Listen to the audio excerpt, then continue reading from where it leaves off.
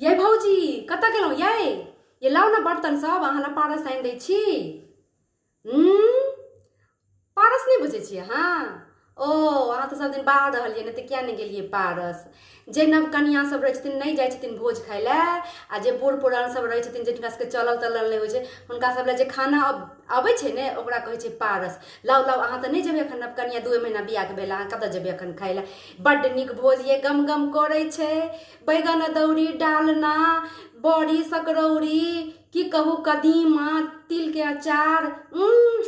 हमरा तो होय जे पहले बैस के खा ली, लेकिन कहलिए पहले भौजी के दो आबै छी, बड़का बर्तन लाओ हम भोरो में हम खा लेब हम सब हे। आ एहि में भात लेबे आ बेसी क देखियो हे, एहि में दाल ल लेबे बुझलिए, एहि में बड़ी सब ल लेबे हे, और जे तरकारी सब बचतै से ई थारी में ल लेबे, आ एहि में दही चीनी हम सब भोर में खा लेब। बड़ सुंदर भोज छै ये।